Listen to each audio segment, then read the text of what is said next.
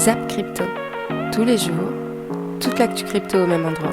Et pour me soutenir, abonne-toi et active la cloche pour ne pas manquer le prochain Zap Crypto.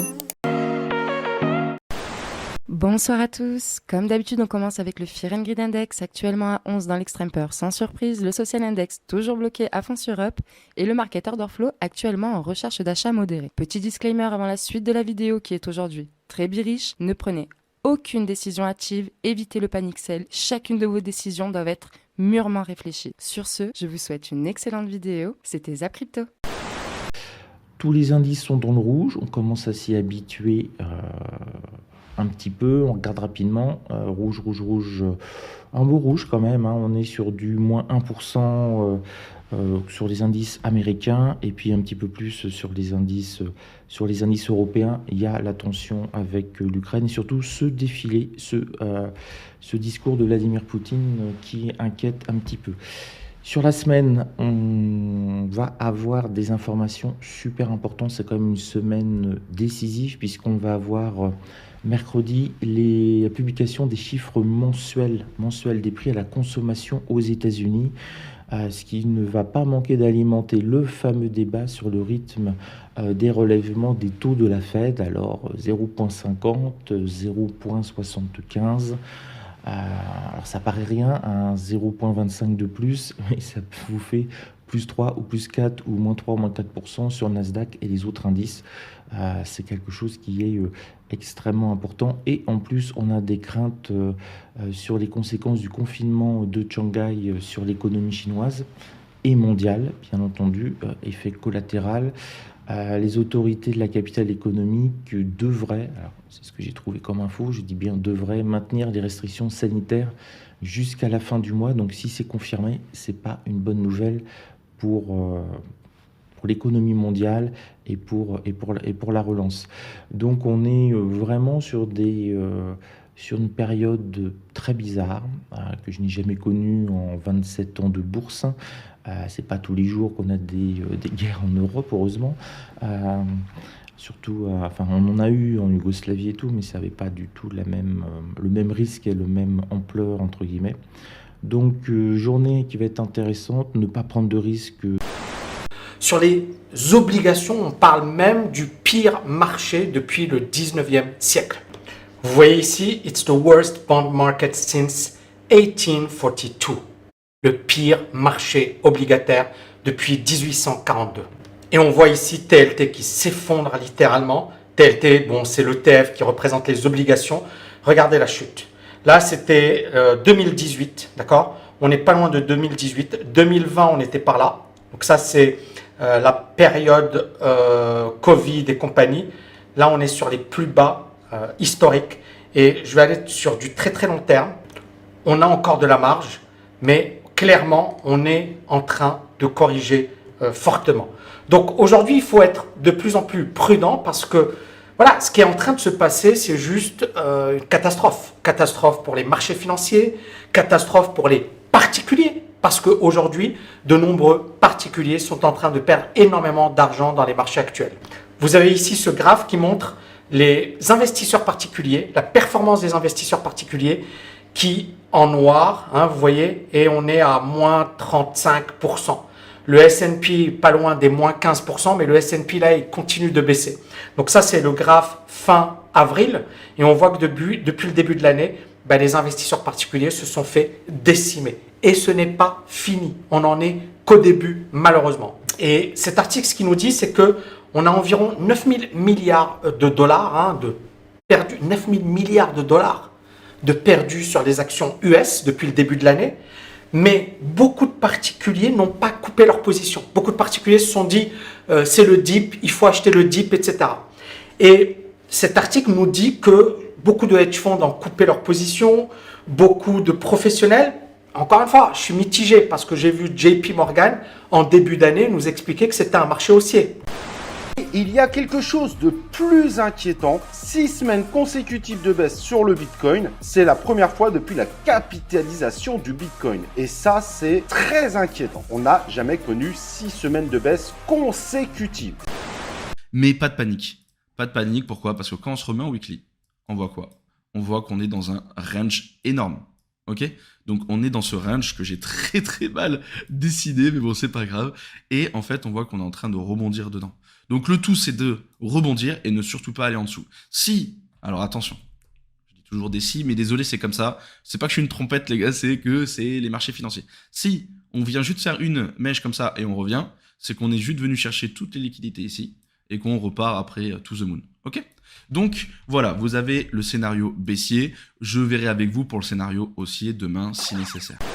Que principalement, on avait une divergence entre l'extreme peur, qui est ici, et ce qu'on voit sur l'order flow. C'est-à-dire qu'on a quand même 80% des comptes qui sont en achat.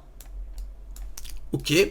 On a 52% du volume des top traders qui sont en achat. Ok. Pourtant, nous sommes dans l'extreme peur. À 11, on est en train de chuter.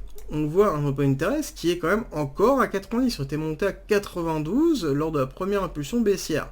Là, c'est un petit peu descendu, mais on voit que ça recommence à monter.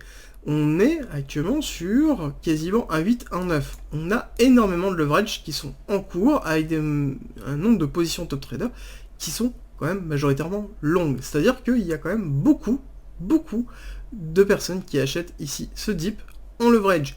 Ce n'est pas bon signe. Je vais faire un replay du crash qui a été effectué d'année 2017-2018 et d'année 2019. Vous allez voir pourquoi est-ce que je le fais.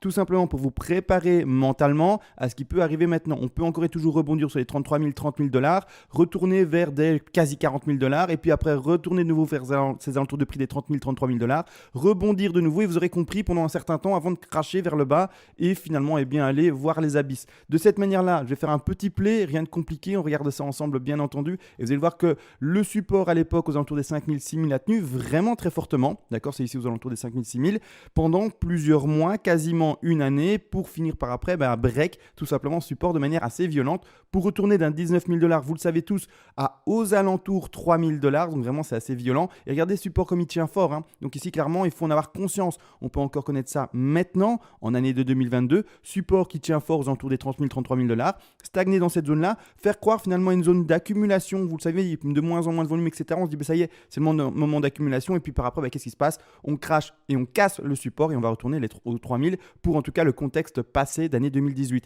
Maintenant, on va regarder bien entendu où est-ce qu'on en est maintenant, hein, c'est important, mais clairement, c'est très important de comprendre que le support qu'on a dessiné maintenant aux alentours des 29 000, 30 000, 33 000 où on est maintenant, il pourra craquer, mais pas forcément maintenant. Bitcoin, Fear and Greed, ici on est sur des bottoms hystériques, acheter ici c'est tout sauf du FOMO. Et ici, c'est tout sauf du non-FOMO. Acheter en décembre 2020, c'était très risqué. Acheter ici en octobre 2021, c'était très risqué. Et partout où on achète là, en fait, c'est souvent on est vers des bottoms. Ici, on est vers des bottoms, en tout cas sur le moyen terme. Il y a certains qui traitent juste sur ça, donc ils achètent quand c'est très bas ici et ils vendent quand c'est très haut ici et ça fonctionne. Voilà, donc là, pour l'instant, on est vraiment sur un creux historique. On est sur du 10, vers les 10. C'est très rare qu'on va en dessous des 10. À prendre en compte, selon moi, pas mal de semaines qu'on est dans le rouge. Là, les gens, limite, ça devient un FOMO à la baisse. Et un FOMO, c'est jamais bon. Ici, je prends vraiment les majors altcoins. Hein. On a encore beaucoup qui sont sur support. Par exemple, BTC, il est en train de lâcher les siens. BNB, il est en plein contact de ses supports. Donc, pour l'instant, on n'est pas encore en train de céder. Mais si ça cède, il y a beaucoup de gens qui vont se mettre à paniquer. XRP qui est sur un support important aussi. Solana également. ETH également. Donc, les gros assets sont sur des supports extrêmement forts. Et si on les perd, il y aura une accélération baissière et c'est à ce moment-là où les gens peuvent panic sell et donc par la suite développer un sentiment bearish. Ici, j'ai d'autres assets, donc par exemple, j'ai des market cap moins gros, il y a Cardano, il y a Matic, il y a Shiba, etc. On voit que Cardano, il est totalement en train de lâcher son support. Donc Cardano, par exemple, pourrait accélérer son mouvement baissier. Et s'il accélère son mouvement baissier, ça peut faire paniquer beaucoup de gens. Et ces gens-là, qui sont des holders forts de Cardano, peuvent développer un biais bearish ensuite.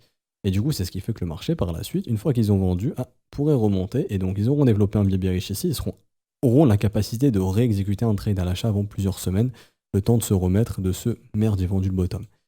Matic, pareil, on est en train de perdre les supports ici. Shiba, le support est en train d'être perdu. Donc, tous ceux qui ont prié pour voir le support tenir ici, par exemple, dans leur trading, en mode « j'espère ça va remonter », là, commencent à avoir leurs espoirs à briser et se disent « ah, il n'y a plus de support avant la zone des 900 sats ». Donc ça me donne, 900 sats, non, c'est en USD, pardon, ici. Donc en gros, ici, c'est tellement minime.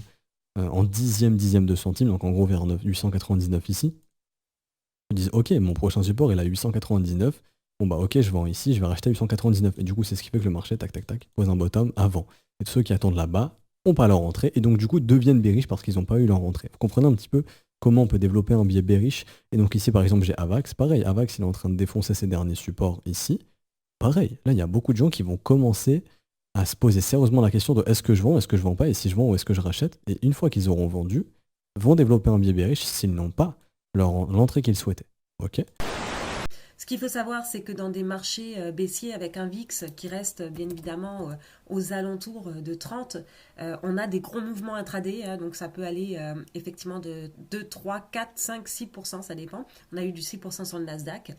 Donc effectivement, ça reste un marché très volatile. Donc les rebonds sont volatiles et les chutes sont volatiles aussi.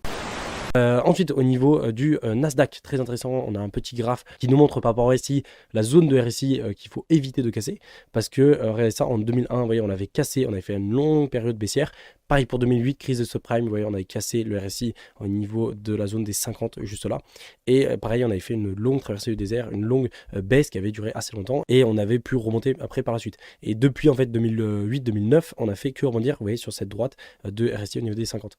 Et pour l'instant, du coup, on est en train de casser au niveau de la baisse par rapport à cette droite. Donc il faut être très précautionneux, je ne sais pas si ça se dit exactement comme terme, mais voilà, faire très attention, parce que du coup, si encore une fois on repasse en dessous comme on l'a fait 2 fois dans le passé, ça risque de mettre du temps, le temps de redescendre tranquillement comme on l'a fait ici, comme on l'a fait ici, et ensuite pour pouvoir remonter, et ça peut durer 1 an, 2 ans, 3 ans, ça peut être très long. On peut aussi constater, comme vous pouvez voir là, au niveau des revenus personnels réels, donc après inflation, on peut voir qu'on est largement aussi en dessous de la moyenne, hein, sur 10 ans. Donc ça, c'est normal avec l'inflation. On s'entend que ça a pas mal fragilisé, bien évidemment, les revenus personnels, et que ça, on peut aussi un peu le sentir. Je ne sais pas si vous avez vu ce dernier graphique que j'ai mis en avant. Donc on va aller le voir tout de suite. Hop, donc c'était sur mon Twitter. De celui-ci, alors je pense que justement les consommateurs ont de moins en moins d'argent disponible après inflation à la fin des mois, et donc on a vraiment un survol, pas un survol, vraiment un mouvement très haussier au niveau des dépenses sur les cartes de crédit. Alors ce qu'il faut savoir, c'est qu'en Amérique du Nord, on a des cartes de crédit. Je sais qu'en France, on n'a pas forcément ça, c'est des crédits à la consommation. Mais aux États-Unis, on a des cartes de crédit, même au Canada, en Amérique du Nord. C'est comme une carte bleue, mais sur crédit. Donc qu'on utilise au quotidien pour aller faire des courses, pour acheter des choses en ligne, peu importe. Donc voilà, donc là on peut voir que on a dépassé les niveaux justement actuellement au niveau des credit cards. Ce qu'il faut savoir autre chose, c'est que les taux d'intérêt sur les cartes de crédit comme ça sont à environ de 20% en moyenne. Alors ça, c'est pas négligeable quand même à savoir, parce que 20% en moyenne, quand effectivement on voit qu'il y a autant de monde qui sont sur les cartes de crédit, ça fait quand même peur. Alors c'est vrai que, comme je disais, bon là, les revenus personnels après inflation sont quand même très bas, mais cependant, ce qui tient actuellement et ce qui fait que la Fed aussi reste toujours vraiment très hawkish dans sa façon de faire, c'est le taux d'emploi, enfin l'emploi qui est vraiment très serré. Donc il y a vraiment le plein emploi, et du coup c'est ça. Mais sauf qu'à un moment donné, quand ça va, parce qu'ils essayent de tuer l'inflation par la demande, donc à un moment donné, quand ça va un petit peu s'inverser et qu'on va avoir un taux de chômage qui va commencer à monter, ou des nouveaux emplois qui vont pas forcément être dans la tendance actuelle haussière, ça va effectivement affecter plusieurs choses, parce que quand on voit le niveau de crédit des gens en général, plus les revenus actuellement disponibles qui sont vraiment de plus en plus bas, et d'ailleurs les revenus réels, et d'ailleurs les revenus disponibles après taxes, après inflation, sont négatifs aussi, donc ça va affecter pas mal. Ces derniers mois, certains points de la régulation ont fait peur à l'écosystème, craignant que l'Europe passe une nouvelle fois à côté d'une révolution de taille, celle du Web3 et celle de la crypto. Car ce monde n'a pas de frontières, et si la régulation européenne est trop forte, nos acteurs, nos cerveaux, partiront. Cette série de vidéos, en partenariat avec l'ADAN, a pour objectif de sensibiliser sur les risques d'une régulation trop punitive ou trop stricte sur nos acteurs, et vise à expliquer et proposer des alternatives. En association avec l'ADAN, donc l'association de développement des actifs numériques, les membres les plus importants de l'écosystème français et européen nous transmettront leurs doutes, leurs craintes et leurs visions pour allier protection du consommateur, régulation et innovation. Là, on a eu une grosse transaction énorme de 100 000 ETH, donc de 271 millions. Donc c'est vraiment énorme. Ça fait un moment que je vous en ai pas partagé parce que à chaque fois je vois des 100 millions, des 150 millions, des 200 millions, mais j'avais toujours pas revu de 250 millions de transferts, ou en tout cas on les voit pas parce qu'ils se font en OTC. Tu penses quoi de l'arrêt de futurs sur Binance pour les nouveaux? C'est une bonne chose. Je pense que ça va limiter les pertes massives. Ça permettra d'avoir des traders qui sont plus responsables. Et c'est drôle parce que j'ai un peu l'impression de voir Binance qui essaye de rentrer en France pour se réguler. Et tu sais, quand tu rentres le ventre pour être bien sur une photo, tu vois, c'est un peu pareil. Quand tu vois Binance qui dit bon ben on va arrêter ça, Crypto.com qui dit bon ben on va arrêter le lending, et de fil en aiguille, tu vois toutes les grosses sociétés qui arrêtent tout plein de petits produits. Bah dis-toi qu'ils sont en train de rentrer le ventre pour la photo. Tu vois ce que je veux dire? C'est-à-dire que là, tout le monde est en train de se conformer petit à petit aux obligations. Ça m'étonnerait pas que dès qu'il y ait plein de produits du genre qui soient totalement arrêtés, on ait un Binance qui finalement arrive à obtenir l'agrément PSAN, par exemple. 3 days later. Rien ne dit que c'est pour ça, hein. Mais en attendant, ça va dans la bonne direction pour être plus structuré et pour se comporter comme une institution financière. Et en parlant de sociétés non crypto qui s'adaptent de plus en plus à ce secteur, on a aujourd'hui Robinhood qui a listé le GBTC et le THE qui sont deux produits financiers proposés par Grayscale et qui sont liés au prix du BTC et de l'ETH. À savoir que l'intérêt de ces produits est principalement pour les institutionnels qui souhaitent s'exposer au secteur crypto, mais pour qui il est difficile actuellement d'acheter directement l'actif de base. Et donc avec cet ajout, on voit que Robinhood continue d'étendre ses services liés aux cryptos, et donc actuellement sur la plateforme, les Américains peuvent acheter 11 cryptos et 2 produits financiers liés aux cryptos. Aujourd'hui, nous voulions vous parler d'un nouvel outil que vient de lancer Realty. C'est une petite révolution dans le monde de la crypto et surtout de l'immobilier. Vous pouvez dorénavant utiliser vos tokens Realty comme collatéral pour emprunter des stablecoins. Alors pourquoi est-ce intéressant, comment ça fonctionne et quels sont les risques associés? On vous explique tout dans cette vidéo. Allez, c'est parti.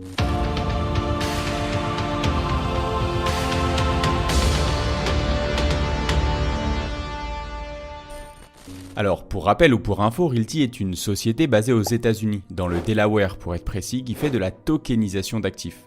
Ce n'est pas pour rien que Realty signifie Real Token, donc de vrais jetons. Alors qu'est-ce que ça veut dire? Eh bien, il transforme des actifs physiques en tokens numériques. Au lieu d'avoir un papier stipulant que vous êtes détenteur d'une action d'entreprise ou d'un bien immobilier, ces actions sont représentées par un token que vous pouvez manipuler sur une blockchain. Quel est l'intérêt? Eh bien, justement, il y en a plein et on va en parler. Pour le moment, Realty s'est spécialisé dans la tokenisation de biens immobiliers américains. Mais leur ambition, c'est de proposer des biens en dehors des US ainsi que d'autres types d'actifs. Il faut bien comprendre que lorsque vous achetez un de leurs tokens, vous devenez réellement propriétaire d'une part d'un bien immobilier. Vous signez un contrat par DocuSign et en à peine quelques minutes, l'affaire est bouclée.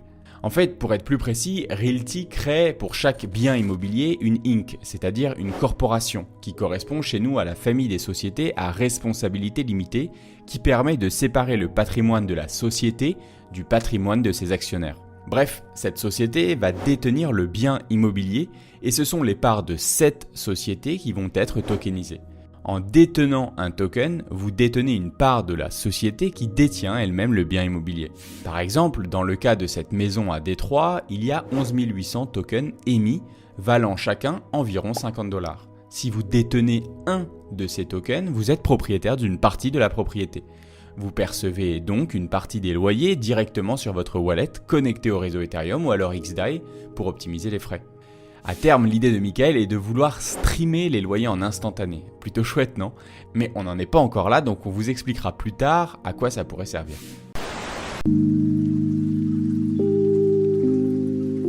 Alors, ça peut impacter sur beaucoup de niveaux. On va dire que le premier niveau, c'est le niveau direct, celui qui nous impacte directement avec les flux des clients. C'est la difficulté de mettre en application, tout simplement, les projets de loi. Parce que techniquement, sur le papier, ça peut faire du sens, mais dès qu'on essaie de le réaliser en vrai, pour le coup, il y a beaucoup de zones de gris. Si ces deux lois passent, ça a des impacts pour moi sur 2 points. Premier point, c'est qu'effectivement, donc le GAFI, qui est une organisation qui fait des préconisations pour lutter contre la lutte contre le blanchiment, le financement des terrorismes, donc a établi des règles, a préconisé des règles, et ces règles prévoient notamment de faire des vérifications à partir de 1 000 euros. La difficulté directement, ça sera d'aligner nos règles pour pouvoir dialoguer avec des prestataires en dehors de la juridiction européenne qui, eux, ne jouent pas sur les mêmes règles. Donc la réglementation crypto, elle est quelque part comme la réglementation de la finance traditionnelle. Donc on cherche à connaître l'origine des fonds, on cherche à connaître est-ce que les fonds sont d'une origine propre, est-ce qu'ils ont été liés à des activités illicites. Et en plus, dans les transactions blockchain, on peut même identifier comment les fonds sont dépensés, parce qu'on peut suivre également les fonds dans l'autre sens. On aura nécessairement des marchés à l'international qui seront plus actifs parce qu'ils sont, entre guillemets, moins exigeants sur des opérations qui, en soi, ne présentent pas plus de risques. Le coût de la compliance est déjà par essence assez important. Mais avec MiCA et TFR qui vont essayer de faire entrer en vigueur ensemble, le coût devient pharaonique. Donc on a vu que de plus en plus de sociétés se mettent à adopter les cryptos et la blockchain, mais pendant ce temps on a le FMI qui est toujours anti-crypto avec un investissement lancé à la République centrafricaine. En effet, je vous rappelle qu'il y a une semaine, la Centrafrique avait donné cours légal au Bitcoin aux côtés du franc CFA pour tenter d'atténuer l'instabilité financière du pays qui s'enlise depuis quelques années à cause des guerres civiles. Et aujourd'hui, le Fonds monétaire international a bien sûr réagi à cette adoption en avertissant les dirigeants que cette adoption pourrait mener à des problèmes majeurs dans le pays car elle apportera des défis en matière de droit, de transparence et de politique économique. Donc en gros, le FMI émet les mêmes avertissements qu'ils avaient déjà fait au Salvador, et malgré ces avertissements, le Salvador continue son adoption, et on a désormais un deuxième pays, et également une rumeur d'un troisième pays qui pourrait bientôt adopter le Bitcoin, et qui est le Panama. Et bien sûr, affaire à suivre dans le Daily Crypto. Pour ceux qui sont intéressés par une alternative gratuite à TradingView Premium, puisque pas mal de gens perdent de l'argent et c'est pas facile de payer son abonnement mensuel sur TradingView, il y a Atani qui est pas mal, sur lequel on peut trouver des indicateurs premium de TradingView, par exemple le VPVR ici à droite, ça normalement c'est payant. On peut faire plus de 3 indicateurs à la fois. Sur TradingView, c'est limité à 3 pour la version gratuite. Ici, par exemple, on met Aaron, voilà, on a plein d'indicateurs. Ici, on est sur 6 ou 7, peu importe. C'est pas limité. On a également le multi-chart ici.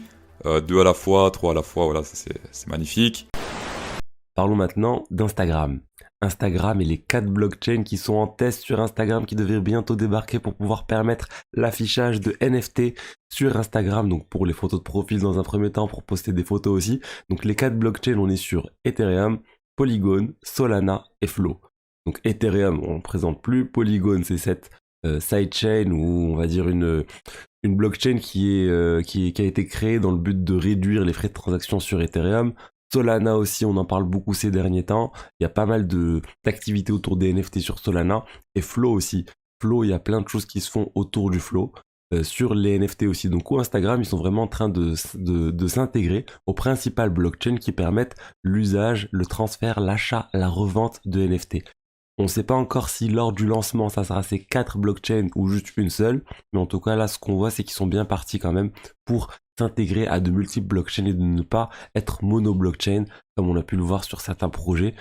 Tant mieux qu'ils soient multi-blockchain, ils veulent pas, on va dire, miser forcément sur le gagnant, ils veulent se dire c'est bon, nous, on va s'intégrer. Là où il y a des NFT, on va permettre aux utilisateurs, aux créateurs de contenu, de pouvoir afficher les NFT qu'ils possèdent.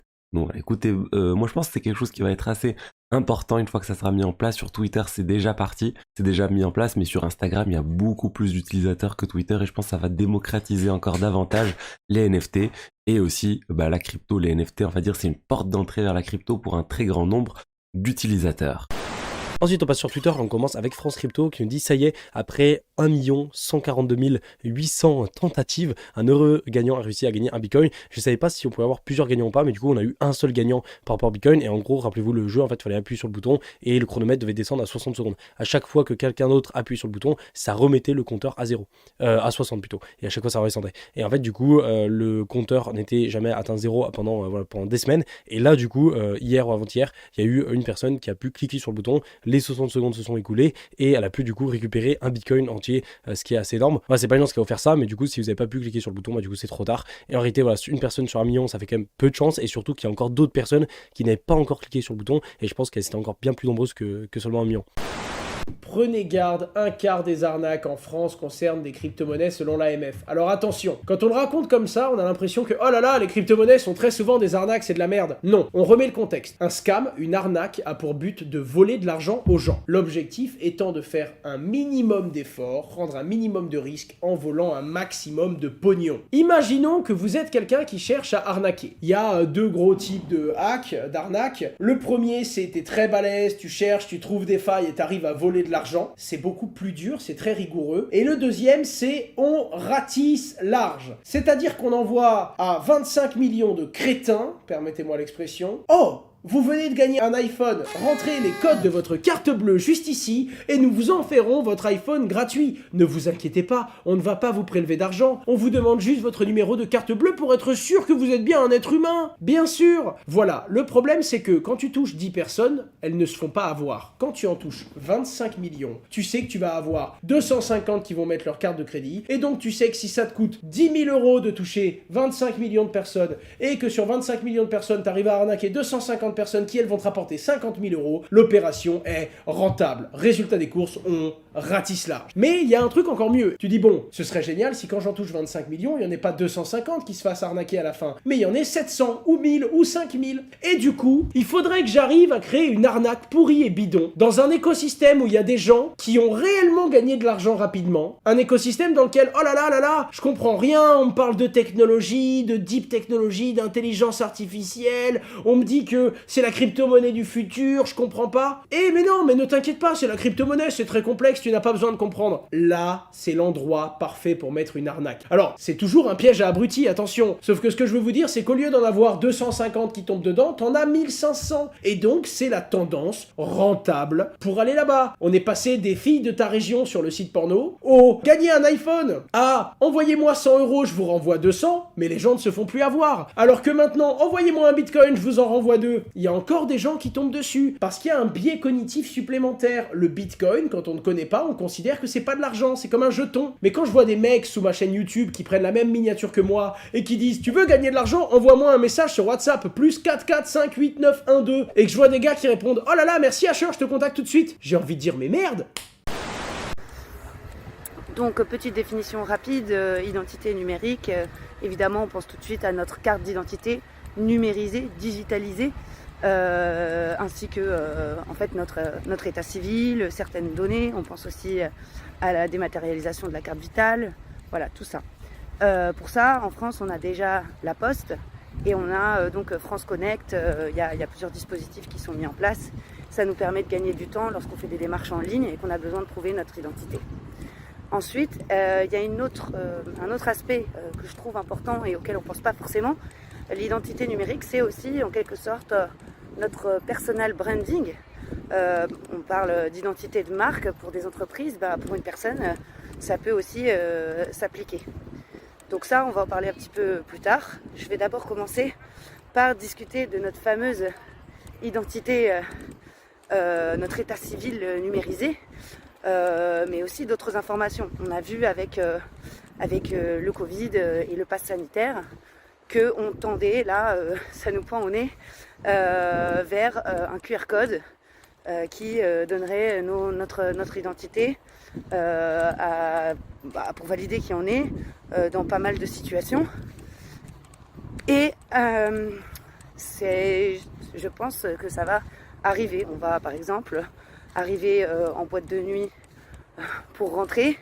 Au lieu de présenter sa carte d'identité physique, on aura un QR code sur notre smartphone qui permettra de valider qu'on a bien plus de 18 ans et qu'on a le droit d'entrer dans cette boîte de nuit. La question que je me pose, c'est dans cet exemple, c'est est-ce que c'est intéressant pour le videur de savoir mon lieu de naissance? Pas forcément. En fait, la seule information qu'il faut valider, c'est que j'ai bien plus de 18 ans. Je voulais finir par vous parler des CBDC, ces monnaies numériques des banques centrales. En fait, on a une étude qui vient de sortir qui nous révèle que 9 banques centrales sur 10 étudient en fait la mise en place de ces BDC, donc ces monnaies numériques comme l'euro numérique, le dollar numérique, on a déjà le digital yuan en Chine. Donc c'est des choses, toutes les banques centrales veulent garder le monopole, on va dire, sur la gestion des monnaies. Ils veulent pas se laisser dépasser par les crypto-monnaies. Et attention, quand on voit tout ça des CBDC, il faut pas il faut pas se dire que c'est des crypto-monnaies, hein. C'est vraiment l'opposé des crypto-monnaies.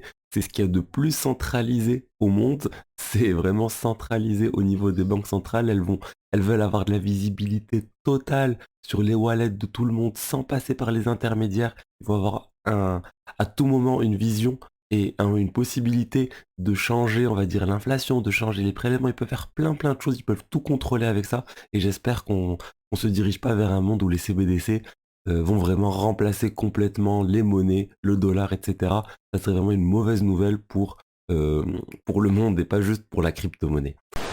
Le Parlement européen a voté, est en train de voter, je n'ai pas trop suivi à quelle étape ça en était, le fait qu'on va être obligé en Europe de dire à qui on envoie de l'argent et de donner les données personnelles, des données personnelles, pas toutes, hein, des données personnelles sur le portefeuille vers lequel, l'adresse vers laquelle on envoie l'équivalent de plus de 1000 euros. C'est un problème. Pourquoi c'est un problème ? Parce que ça ne colle pas du tout avec la philosophie de la blockchain à l'origine, qui se veut sans intermédiaire, décentralisé, avec l'idée que en fait, on doit être libre de pouvoir faire ce qu'on veut avec son argent. Alors, ce zap t'a plu ?